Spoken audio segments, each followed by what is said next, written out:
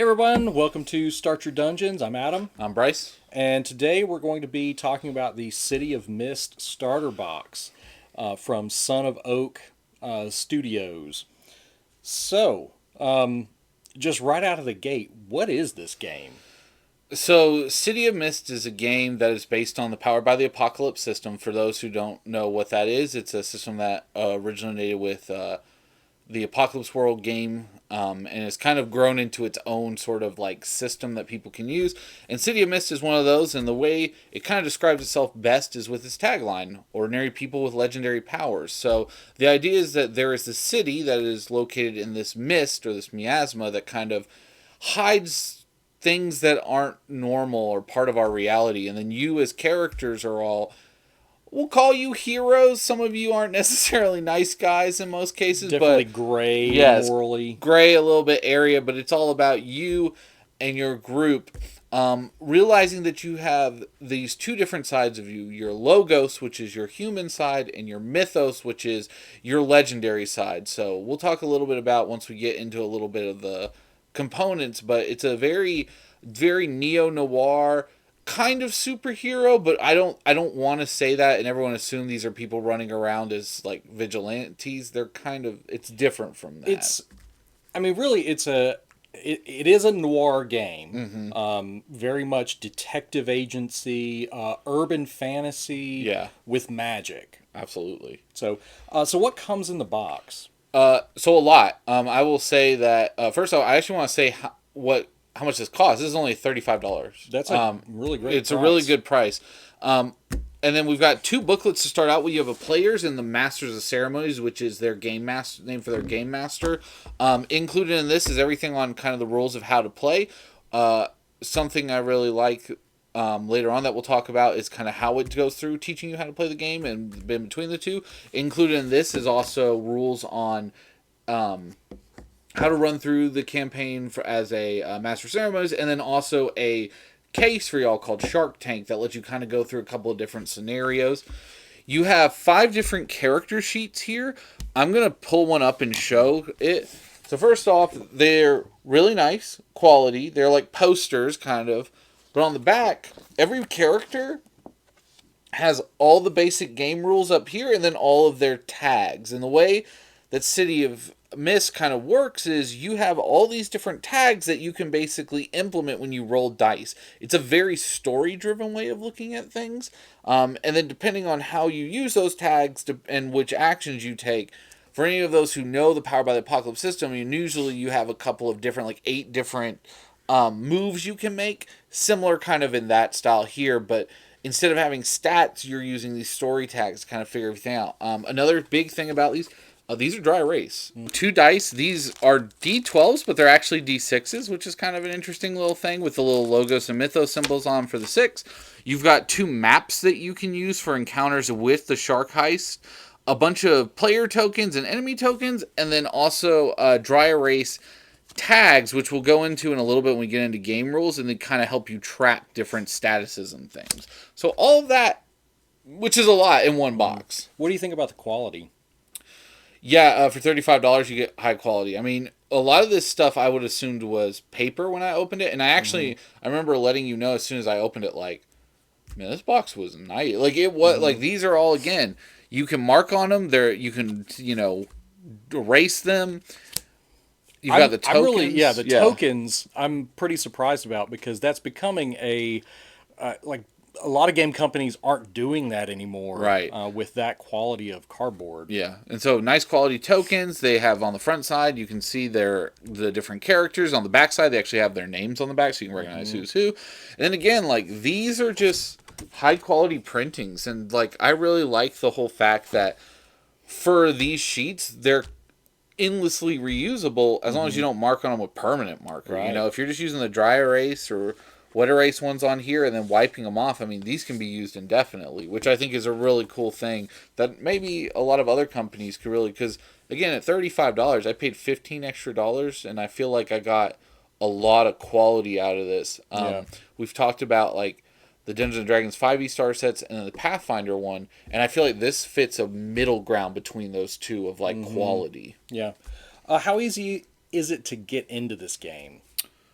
Well, there's two different sides we always talk about. We talk about players, and then we talk about the game master side.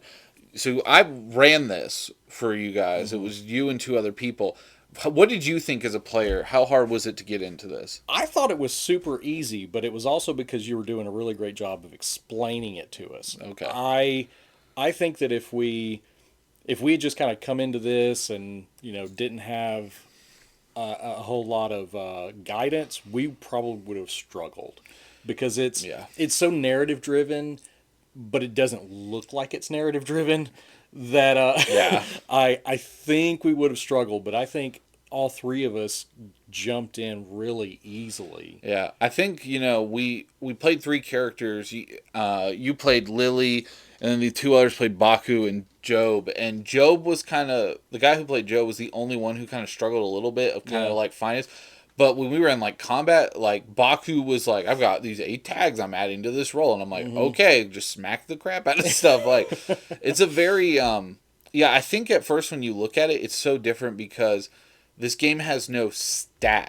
You know what I Yeah. mean? It's not like, oh, when I'm rolling to hit, I get a +2. It's narratively, you're telling me, I want to run up and do this. Okay, Hmm. what story tags do you have? So if you look at someone like Detective and Kindu, You got tag yeah. combos. So you have your 4 kind of like things that define your character, and they all are different things. Usually you have a mythos and logos tags. And some people have more mythos or more logos depending on how much they interact with their inner rift. And so for these, if she's like, I want to threaten to arrest somebody, she might look through this and go, okay, well, I need to make a convince check, but I'll use police work, police badge, you're in my jurisdiction. All things that relate as story tags that she has, and that's what she adds to her role. So what's Hmm. great is if you, as a player, you get to kind of decide instead of me saying, oh, well, you get a +2 to this role, you can say, hey, I want to do this, and then narratively, this is how I do it. You get Hmm. to work with your game master. I think that's a little bit hard at first. I think maybe at the beginning you guys struggled a little bit, but then you Yeah. relatively got pretty quick with it. Yeah. I mean, what about running it? Whenever you were reading the Master of Ceremonies book, was it easy to understand, or? So I'll say this: we come from a background of playing a lot of role playing games. Uh, I struggled with this. Hmm. I will say that it was so different from anything, and I am a big, huge Powered by the Apocalypse fan. I love a lot Hmm. of their games, but each one is different, right? Even though Hmm. it's a base system that's similar, this one I think as a game master was one I struggled heavily. Hmm. I watched a ton of videos. The City of Mist YouTube page was great. They kind of Hmm. walked through like combat and scenarios. The thing that's different in this, and I think one of the hardest things is understanding as a GM how to use tags Yeah. and how tags kind of work. And when we go through like the rule set and talk about it, I'll explain a little bit more about tags and like what they do. But I think I did struggle with this, and I think if you are a person who is more rules heavy Hmm. and not a person who is more of a free flowing, let the story kind of ride itself game master, I think this actually might be a little bit difficult because of that. Hmm. So let's talk about the overall rule set. So, what kinds of things do we like about the system? I will say that one of my big things that I really liked about it was how much you guys got pulled into these characters. Oh yeah, it was super easy. It was Yeah. like, I mean, I felt like we were watching a movie.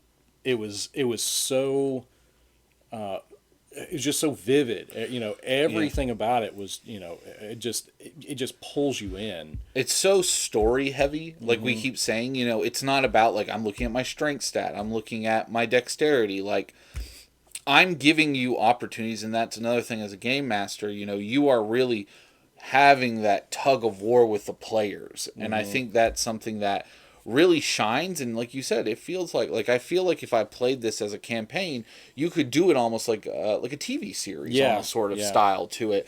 And then with this, starter box, you're playing as like an investigation private eye group, Hmm. and I think it really shows really well too that the characters feel really distinct and Hmm. different because of the different tags. So like for you as Lily, you had this giant Iron Hans, which is a giant like Yeti super sorcerer supreme you can summon. Hmm. You leaned into that, but then at one moment you were like, hey, I'm a teenage girl trying to confront another teenage girl to talk to me about something, I'm going to flow into that. Yep. Whereas our friend playing Baku, who is he's a chimera who kind of like is only still a little bit in touch with his human side. In combat, he was ferocious. He was like using his chimera forms to attack. And then the guy playing Job, because he was more of like a regular Joe kind of character, in fact, he just couldn't, he was immortal. Yeah. He really leaned into this whole, well, even though they hurt me, I can't die. So, like, I'm going to grapple enemies or push them to the ground or give you guys bonuses so Baku and Lily could really get into the brawl. And I really liked that. Like, it felt like in some games, I feel there's a lot of times where the rules hurt the rule of cool. You can't really do whatever. And you guys were like, I want to do this action and I want to say that I'm going to convince this person. And I'm like, well, that's technically a go toe-to-toe move. Yeah. But, like, roll it out. Give me your tags. I'll tell you if there's any negatives or what you lose. And I think that was a really, really cool kind of system. And like you said, I felt like, even though I'm being the game master, I felt like I was going for a ride. And I really enjoyed that. You know what I mean? Yeah. So what about things that we don't like about the system? These. Yeah. I think the tag system is really confusing. Yeah. At least for myself. Even explaining it to you guys, I think, was really difficult because in this game, you're not dealing damage usually. You're applying tags to things. It's more like conditions. Right. It's like you're applying conditions in, maybe in D&D or some other game. There are both, though, so I want to make sure that's... But that's more what it felt like. It instead of it being, it's ticking off your life force or hit points, these are things, they're narrative. Right. So on one hand, it helped me to imagine what was going on because of the tags, but also it was a little bit confusing. I think it's hard too because the system, whatever happens, is whatever your bonus is to a roll is what's called your power. Yeah. And usually that's the tier that you do of a condition or a tag on somebody. And I think sometimes there was a bit of struggle for us where it was like, oh, well, I'm going to do this. And it's like, okay, well, I need to put a tag on them. And I think that's, again, a hard part as somebody, for me, like a game master. It's open-ended. It's not like just, well, I'm going to say that you're hurt 2. Like, it's something like bruised 2, broken leg 3. And you're going to be like, oh, well, there's nothing in the book that explains that. And so a lot of these, when you're looking through these for enemies, the enemies will say things like, oh, well, when they hit a certain tier of something, they go down. Whether that be hurt or subdue or override authority in this case, but they also do things like gunshot wound tag 3 to an enemy. So I'm doing these conditions to you, and that I think that can be a little bit confusing because it's not like eventually, oh, if I get, like, what if I keep getting all these conditions, what's going to happen to me? They all stack up and eventually you can get knocked out, but there's not like I'm at 3 HP. Yeah. I need to heal, I need to do... So I think that is a very different sort of thing from a lot of other games, but it also, in a way, is really cool because it was narrative. So, like, there was a part where there was a guy who was shooting at everybody, and everyone kind of got hit at some point. So it was like, Lily would roll to use Iron Hans and miss, and I'd be like, well, you're trying to manipulate this magic, and then the bullet wound, you can't get it out of your head, and so you wince a little from the pain trying to do this move, and then you fail your attack. Yeah. It adds to the narrative, but it is something that, I've never played another game that kind of uses this style. Yeah. Is this a complete game? So can you use this to play indefinitely? No, this isn't. But I will say that the characters could be used, actually. Now, there is, like, you would lose things and gain things throughout the game. But you could use the dice. Yeah, you can use the dice, the tokens and things. These tag tracking cards, I think, are fantastic value. I think, it's not indefinite because this book, actually, in the heist is really good. So we played through it, and you guys still missed, like, half of the stuff in there. So, like, you did a lot of searching at the beginning, but then things kind of speared off, and we kind of ended up wrapping it up a little bit differently. But this has, like, the potential for, like, maybe 2 or 3 potentials. Probably like 2, I think, maybe with your players. You kind of get to the same endpoint no matter what, but you might be able to go down different paths. Doing different investigation points. So, and depending on who you play, I think is important. So you guys didn't have Detective in Kindu, which really changes the game a lot because she's a police officer, and in this, being a police officer gives you some bonuses in some situations, and sometimes it doesn't.